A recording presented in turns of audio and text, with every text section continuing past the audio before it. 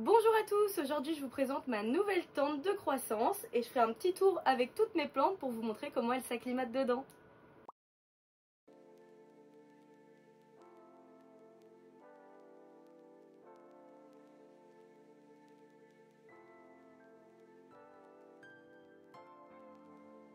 Donc pour commencer, on va parler des installations. Donc j'ai acheté un petit chauffage sur Amazon qui est réglé sur 25 degrés pour qu'il fasse toujours à peu près la même température. Il a un thermostat à l'intérieur, comme ça dès que ça atteint 25 degrés, il s'éteint. Ensuite on va parler de l'humidificateur. Donc c'est un humidificateur que j'ai acheté sur Amazon. Pareil que le chauffage, il a un hygromètre à l'intérieur, donc il est totalement automatisé. Je l'ai réglé sur 85% d'humidité et pour le moment ça fonctionne super bien. En termes d'éclairage, j'ai toujours la même lampe LED que j'avais dans ma vitrine. Donc c'est une lampe qui est spéciale pour terrarium, elle est en full spectre et elle marche très bien. Elle a pas mal de lumière bleue, ce qui est super pour les petites plantes. Ça fonctionne très bien pour l'aide à la croissance. Ensuite, en termes de lampe, j'ai acheté récemment la lampe Niello qui est aussi en full spectre. Elle éclaire hyper bien, ce qui est bien pour une aussi grande tente. Elle donne de la lumière à toute l'étagère, donc c'est vraiment idéal. Et ensuite, pour éviter qu'il y ait le moindre pourrissement ou qu'il y ait du fongique, j'ai acheté deux petits ventilateurs, donc un qui est placé ici et l'autre qui est placé sur ma table, pour qu'on puisse avoir vraiment l'air qui tourne bien dans la tente et qu'il n'y ait vraiment aucune feuille qui reste trop longtemps humide ou mouillée. J'ai encore le petit carré qu'il y avait dans ma vitrine, donc il mesure la température et l'hygrométrie. En ce moment il fait à peu près 24 degrés et 80% d'humidité, ce qui est parfait pour les plantes. Étant donné que la porte est ouverte, on perd un petit peu d'humidité, mais je sais très bien que dès que je vais refermer, l'hygrométrie va remonter. Et de ce côté-là, vous avez une table où je peux faire tous mes rempotages. J'ai installé tous les substrats en bas à gauche. Sur la table, j'ai quelques petits produits pour m'occuper de mes plantes, tels que de l'engrais, du purin d'ortie pour traiter l'oïdium que j'ai eu il y a environ 1 an, ce qui est vraiment ravageur pour les plantes. Et pour finir ici, j'ai acheté un petit meuble étagère sur Amazon. C'est super parce qu'on peut régler chaque étagère à la hauteur qu'on veut. J'ai vraiment pu adapter pour mes besoins. Et en bas, j'ai gardé ma petite serre où je fais pousser vraiment tous les bébés. Je vais faire un rapide tour de toutes les plantes qu'on peut trouver dans ma vitrine, dans ma tente maintenant, et vous parler un petit peu de leur croissance depuis la dernière vidéo. Alors pour commencer, c'est un petit clarinervium. Donc mon premier clarinervium est mort, le gros. J'ai racheté celui-là, ça s'appelle la Cour des Orchidées à Gometz-la-Ville. Ils font plein d'orchidées magnifiques et ils font aussi quelques anthuriums. Donc j'ai acheté ce petit clarinervium qui a eu une grosse attaque de trips, donc j'ai coupé toutes les feuilles et là elle fait sa nouvelle feuille. Toutes mes plantes sont dans des pots transparents, avec une petite secoupe en dessous au cas où j'ai besoin de laisser un petit peu d'eau, celle qui demande un petit peu plus d'eau que les autres. En termes de substrat, on est sur un mélange d'écorce de pin, d'écorce de coco, de chips de coco. On a aussi beaucoup de perlite, du lombricompost et je mets de l'osmocote en termes d'engraissage. Parce que comme vous allez pouvoir le voir, j'ai un petit problème avec les engrais. Je pense que j'ai souvent la main lourde et les anthuriums ne me le pardonnent pas. Pour continuer avec la cour des orchidées, pardon, j'ai donc acheté un anthurium pallidiflorum, donc c'est mon première fois que j'achète un anthurium avec les feuilles très longues, hormis le waro, mais bon j'ai un peu de mal avec lui. Et ensuite j'ai acheté un anthurium bohénie. C'est la première fois que j'entendais parler de cette variété d'anthurium. Et dans le pot de mon anthurium, il y en avait 5 rejets. Donc j'ai tout séparé et j'ai mis ça dans des petits pots. Ensuite, ce qu'on peut trouver en bas de l'étagère, c'est un petit bébé Alocasia Jacqueline. J'ai trouvé un bulbi dans le pot de ma plante mère en la rempotant et donc du coup je la fais pousser. C'est mes seuls alocasias qui me restent. Avant j'avais pas mal d'alocasias mais j'ai totalement arrêté parce que c'est plus trop les plantes que j'affectionne. Vraiment je suis tombée dans la passion anthurium et depuis je ne vois que anthurium. Pour finir dans les pots, en bas de mon étagère, on a le tronc de mon Krista X Lux. Malheureusement, il est plus trop là. Je tente un dernier sauvetage, j'ai remis le tronc dans un substrat et je le laisse bien à la lumière. Mais bon, je suis pas sûre qu'il reparte. Et donc pour finir, j'ai à l'intérieur de ma petite serre un Dark Krista X Papy Lilaminum, Blue Papy il me semble. Je l'ai acheté en seedling, donc vraiment des tout petits, à moins que je les ai même achetés en graines, je sais plus, sur le site de Rare Plant Collection. Et j'en avais commandé il me semble 2 et j'en ai reçu 6, donc vous allez voir les autres ont pas mal grandi. Ça c'est encore un rejet de mon Anthurium Bohemy. Ici on a un croisement que j'ai vraiment hâte de découvrir, c'est un Papy X Waro de Lagrinista. Il est encore tout petit, je sais pas si c'est moi qui le cultive mal ou si c'est la graine qui était un petit peu plus faible que les autres, mais en tout cas voilà à quoi il ressemble. Ça fait déjà quand même quelques mois que je l'ai. Ça, il me semble que c'est un Krista X Zara X Michel, tout petit bébé. Et ici, il nous reste un petit tronc de mon Papy X Mag X Zara X Michel qui a subi justement la main lourde de l'engrais.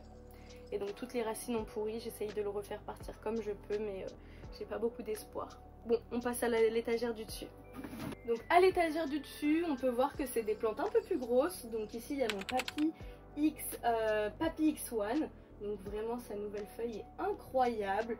C'est une de mes plus grandes plantes. Je l'ai depuis je pense 2 ans à peu près.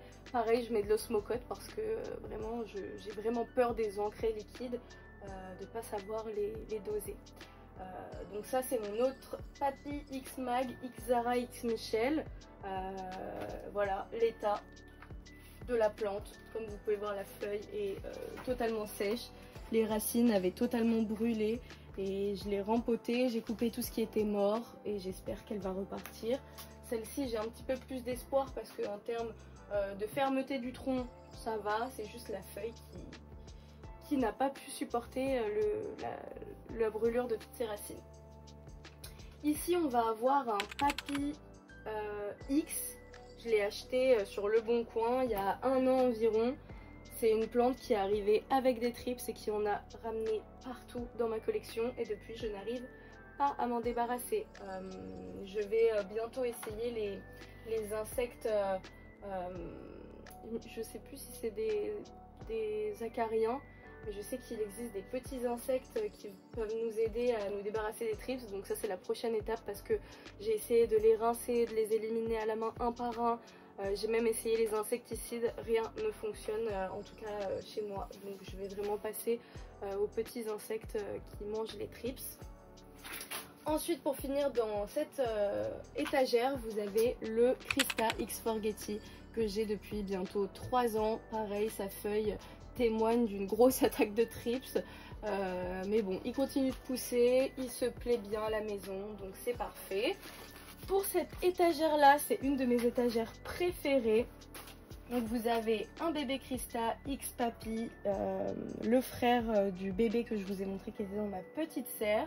Lui c'est pareil, lui aussi, et celui-là aussi fait partie de la même commande, c'est issu de la même inflorescence. Et comme vous pouvez voir, ils se ressemblent vraiment pas tous, mais ils sont tous magnifiques. D'autres, certains plus allongés, d'autres plus ronds, avec des veines très argentées, d'autres un petit peu plus fines et pas très argentées. Donc vraiment, c'est super. À la cour aux orchidées, j'ai aussi acheté un Crystallinum pur. J'ai pas beaucoup d'anthurium pur dans ma collection. Et donc du coup, j'ai acheté celui-ci qui nous fait une nouvelle feuille qui est juste magnifique, toute rouge. Elle promet d'être vraiment magnifique. Ensuite, un anthurium que j'ai longtemps voulu et qui est enfin là, c'est mon Delta Force que j'ai acheté aussi sur le site de Rare Plant Collection ils les vendaient pas très cher et en plus il y avait des soldes à ce moment-là. Donc pareil, grosse attaque de trips. J'ai un petit peu réussi à les éradiquer parce que je suis partie 2 semaines en vacances et en 2 semaines les trips avaient ravagé mes plantes. Donc là je suis revenue depuis 1 semaine et cette feuille là en tout cas j'ai réussi à la préserver de l'attaque. Donc on verra bien ce qu'elle va donner, mais elle est magnifique. Et pour finir, un de mes anthuriums préférés. Celui-ci je le cultive en pont parce que quand je l'ai reçu les racines n'étaient pas top. Et c'est un anthurium Papy X Bivep. Donc il est magnifique. Si vous voulez voir une feuille qui est belle, celle-ci est pas mal. Comme vous pouvez voir, il y a plein de larves de trips, c'est l'horreur. Et sa nouvelle feuille a bien été croquée par les larves. C'est désolant à voir, elle est magnifique cette plante. J'espère que la prochaine feuille ira mieux. Donc cette plante là c'est un Pedato radiatum X. Il a été en dormance pendant je dirais 1 an. Et ça c'est ces 2 dernières feuilles qui ont été ravagées par les trips encore une fois. Mais j'ai plein de départs qui sont sur le tronc. Donc ça promet de très belles feuilles. Mais pour le moment il est pas très beau. Ensuite, on a le Holy Green qui est juste ici. Je vais le sortir. Donc ça aussi, ça fait partie de mes énormes plantes. Donc c'est un croisement d'un Dark Moon X Christa. Vous allez voir, j'ai vraiment toute la famille des Dark Moon. Donc ça, c'est un Dark Moon X Christa. Sa nouvelle feuille est magnifique. Pareil, elle se fait un petit peu croquer par les trips, mais je pense qu'il n'y aura pas trop de dommages. Cette feuille-là est juste énorme. Et celui-là, ça va faire, je dirais, 2 ans que je l'ai. Toutes mes plantes, je les ai eues, elles étaient vraiment bébés, minuscules. Et donc ça me fait trop plaisir de les voir arriver à des tailles matures comme ça. Ici, je pense que c'est ma plante préférée. Donc voilà sa dernière feuille. Cette plante là c'est un Papy Pur X Papy X1. Donc comme on peut voir, les deux ne se ressemblent pas du tout. Je l'ai mis dans un pot avec des trous sur le côté pour favoriser au maximum l'aération des racines. Et j'attends avec impatience sa nouvelle feuille. Ici, pareil que pour mon Papy X Bivep, c'est un anthurium qui est en pont. Et celui-ci, c'est le Dark Moon X Papy. Donc le Dark Moon, c'est quoi? C'est un Christa X Papy. J'ai le Dark Moon X Christa. Et là, j'ai le Dark Moon X Papy. Il a un sinus super rouge. Je vous ferai un close-up tout à l'heure. Vraiment magnifique. Et sa nouvelle feuille, toute rouge. Je pense qu'elle va être trop belle. On a un Forgetti X Besae que j'ai depuis 1 an. Il est un petit peu en végétation. Donc déjà toutes les taches de calcaire que j'ai sur les feuilles, j'espère qu'avec ce nouveau setup ça arrivera plus parce que vu que j'ai l'humidificateur, j'aurai plus besoin de les pulvériser et j'espère qu'il y aura beaucoup moins de taches sur les feuilles et qu'elles seront beaucoup plus belles. Donc l'ancienne feuille avait un sinus ouvert et la dernière qu'elle m'a fait a vraiment un sinus fermé comme un Forgetti, mais elle a toujours les reflets incroyables du Besae. J'adore cette plante. On passe à l'avant-dernière, c'est un Warocyanum. Je suis vraiment trop nulle avec cette plante. Elle meurt à chaque fois. Là, elle est pas morte, mais ça fait longtemps qu'elle m'a pas fait de feuilles. Je sais vraiment pas quoi faire. J'ai essayé de la cultiver en pont, en sphaigne, en terreau. À chaque fois, les racines pourrissent. Donc je sais pas quoi faire avec cette plante. Si vous avez des astuces, n'hésitez pas. Pour finir, une de mes plantes préférées, c'est le Dark Moon originel. Il est magnifique. Il me fait sans cesse des nouvelles feuilles. Il en a pas énormément parce que il en a 4. Parce que je suis obligée à chaque fois, quand j'étais dans la vitrine, j'étais obligée à chaque fois dès qu'il y avait une nouvelle feuille, de couper une ancienne. Parce qu'il n'y avait pas assez de place tout simplement. Donc là dans la tente, elle a assez de place pour que je ne lui coupe rien. Et elle est en train de faire une fleur. Là le but avec cette tente, c'est que je puisse vraiment polliniser toutes les inflorescences et essayer de faire des croisements. J'ai jamais réussi pour le moment parce que c'est jamais le bon timing. J'ai jamais 2 fleurs qui sont au bon stade en même temps pour faire pour faire un croisement. Je vais essayer prochainement, dès que cette fleur là est en phase pollen, de récupérer le pollen et de congeler le pollen pour pouvoir faire un croisement dès qu'une nouvelle fleur est en phase femelle. Et puis voilà, je pense que j'ai fait le tour de ma vitrine. J'espère que ça vous a plu. N'hésitez pas à me dire quelle plante est votre préférée. Et si vous avez des astuces pour moi pour les engrais, n'hésitez pas. Je vous dis à bientôt.